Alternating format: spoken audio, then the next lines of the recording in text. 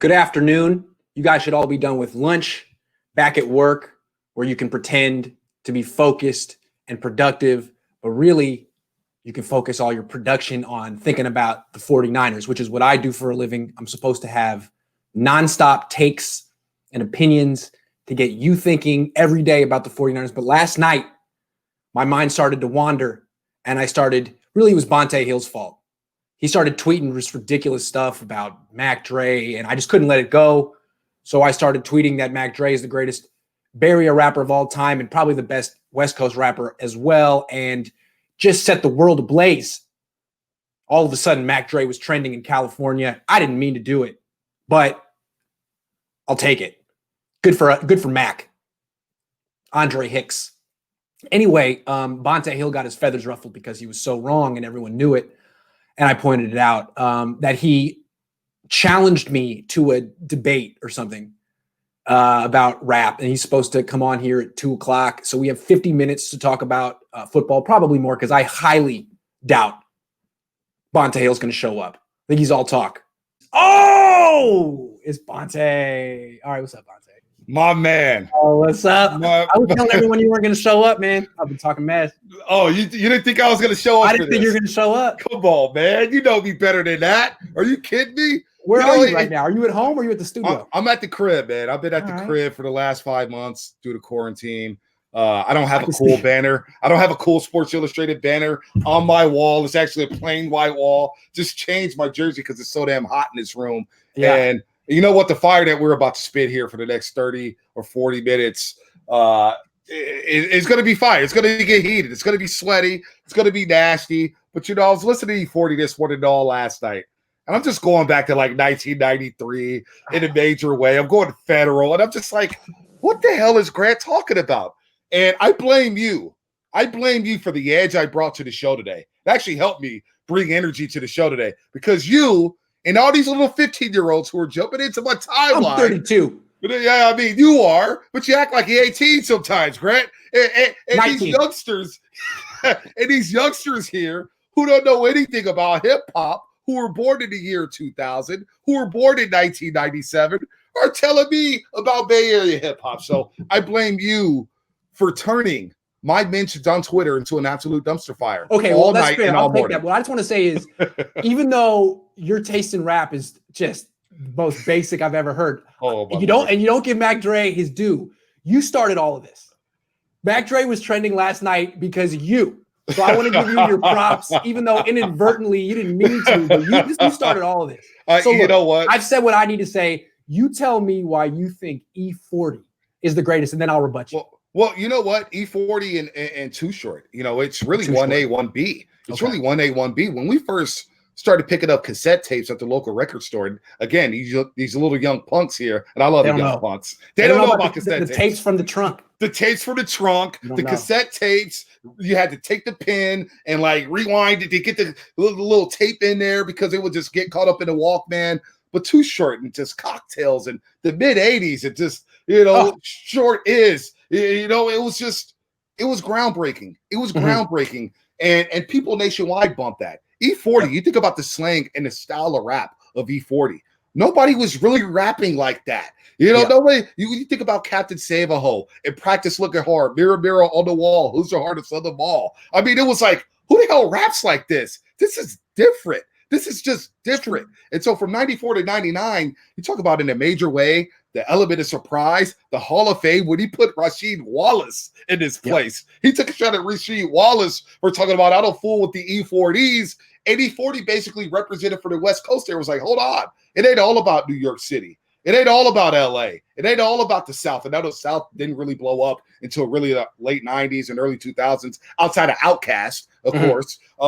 E40 was like, man, he was carrying the mantle for us for saying, yeah, put Rasheed Wallace in this place. We do have great rap out here in the Bay Area. And then you talk about loyalty of betrayal.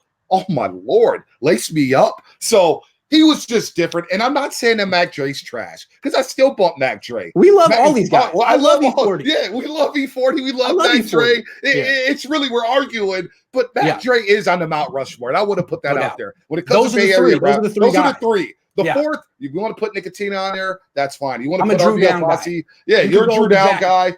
I love 3 Times Crazy. I love Kick the Sneak. I love San Quinn here in San Francisco. San Quinn. The Hustle Continues. It's a classic, an iconic album. Explosive Mode with San Quinn and Messy Barb. You can play that album one through whatever. You can play that album straight through. I mean, it was just an absolute epic album. And I was at like 97, 98. Everybody at Washington High School here in the city had that album on repeat. Had it on repeat in their boom boxes, Walkmans, CD player. So really, we're arguing here. But, Mac Dre's let me give you my spiel on E40. Go ahead. E40's great. He's the hardest working rapper of all time. And he's never fallen off. He made a hit like 2 months ago. I love E40. I know. It's insane. Mac Dre is more of like the underground champ because he was in jail. He got killed. Yeah, he doesn't have as many great songs. No one has as many great songs as E40. Not even Too Short, because Too Short's been around forever, and he kind of like lost his steam in the mid-90s and had moments of great songs. But remember, he went to the South too. He went to Atlanta, and he was making songs with Lil Jon, and he's great. But E40 has this drive that no one can match. That being said, E40 was, I'll put it this way, the hyphy movement was it was brief, but it was the only time that the Bay has been the center of rap in America. It's true. And it happened, and it was because of Mac Dre. It was. And E40 did some great stuff with that too. He's a little bit of a trend hopper, which I like about him. He always puts his spin on things.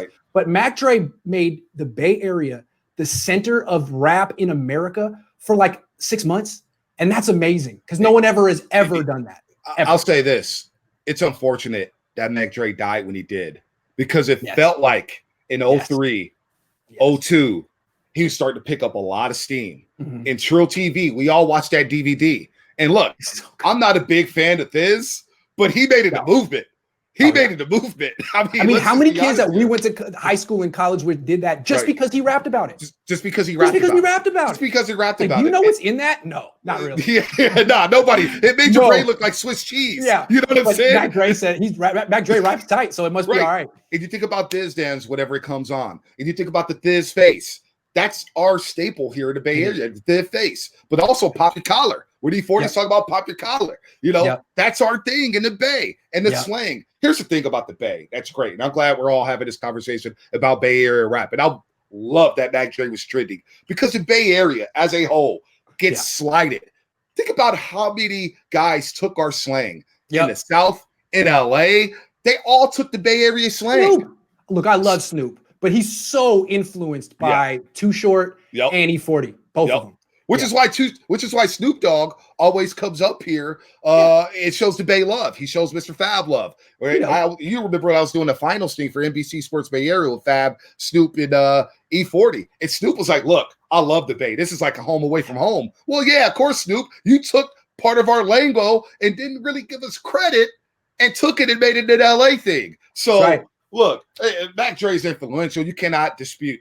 He's kind of like, in a way, he's kind of like Iverson. Where Iverson did win the championships, but think about the impact he had on the NBA. The sleeve, the cornrows, the tattoos. Iverson gets as much love as Michael Jordan after his career when you really think like about it. Cultural impact, Exactly. So I can't be mad at people, but people are coming at my head. I even seen our text line at 95.7 again. We got a board out Joe Spinoni, right? 27 years old. He starts playing nothing but Mac Dre, right? And I'm like, you can't give me no 40. You can't give me you're trolling me now. And there was people on the text line saying, if Mac Dre was alive, he would clap at you, Bonta. Be cool off it. Like people were taking this to heart. And you're taking it to heart. I don't think Mac Dre was clapping you, man. No. He would have loved the attention. Yeah. Here we are. Well, here's the thing. I think a big part with Mac Dre's legend is that he died. Kind of like the guy from Sublime. Like, who knows how famous he'd be if he stayed alive? Part of the thing with E40 is that he just continues to hustle. You know? So he's one of the few rappers who never fell off. Ever. He didn't fall off. Ever. And even before the hyphy movement, again, from 94 to 99, it was like, I remember I went to Philadelphia. True story, Grant. 2011, I go to Philadelphia. They're talking about the top 5 rappers, and I dropped E40 because I just wanted to show some West Coast some love. Because one, I didn't think they knew about Mac Dre, but two, I was like, I got to get a Bay rapper in, and I dropped E40, and they were like, "Oh snap! Oh okay." And they were like, started to talk about E40. They started talking about Sprinkle Bee and all that stuff. So he's done it for a long time, and everybody gets on the songs with like where he's basically affiliated with the Warriors and basically affiliated with the Giants. So it's kind of watered down in a way, watered down his career a bit because of what he's done after the hyphy movement and being involved But with it's the team. still He's gone commercial a bit, but it's still on brand for him. Oh, it's still on brand. No doubt about it. It's still on brand. He's trying to get a buck. He sells wine. He sells anything. I like that about him. I go to his Lupia truck. He's got a Lupia truck, and the Lupias are cracking. They're fire. They are fire. Have you met him? He's a hustler. I have met him. We had him on the show. He's a nice guy. He's a cool ass dude. He's a cool ass dude. And have you know what? Too Short? I have met Too Short. He's a bit different. Too Short's cool. He's just smooth. He's chill. You can tell he's got that pimp nature in him. And Mr. Fab is cool. We all know Mr. Fab. He's cool as hell. Yeah. But I bet you Mac Dre was cool. And that's the unfortunate thing about Mac Dre. What would have happened after 04?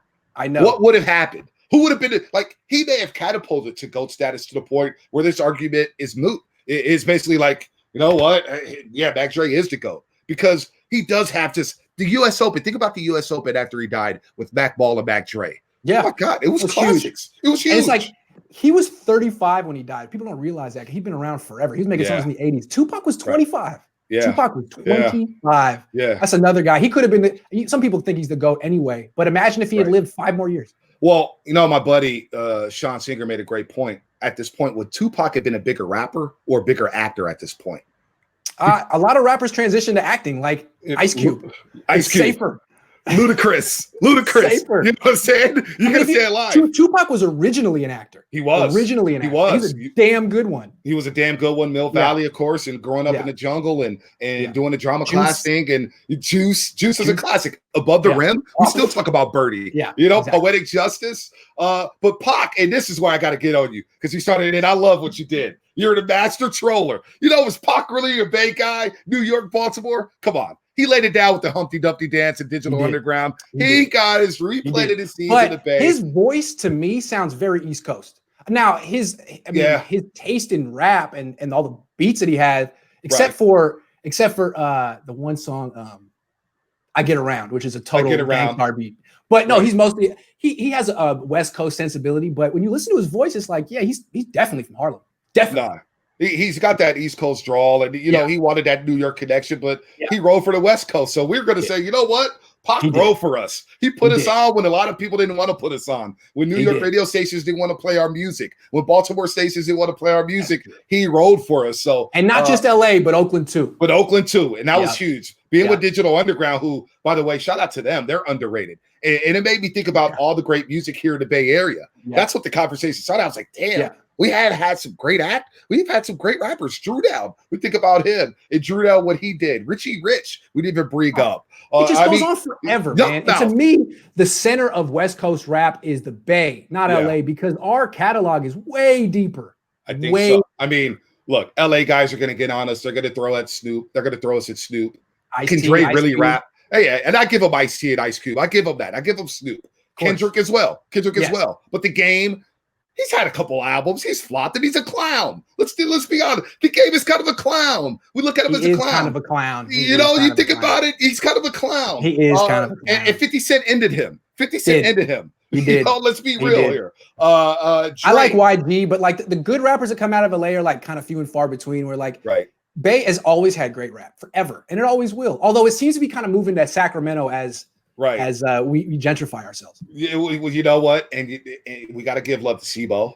Because, like, as a Bay Area resident, we bumped SIBO till my and he birthed drops. Jacka, and he birthed the Mob Figures and Hustler and all those dudes. No doubt. We didn't talk about them. So, look, you want to roll with the Mac Dre, there's going to be people who ride with you.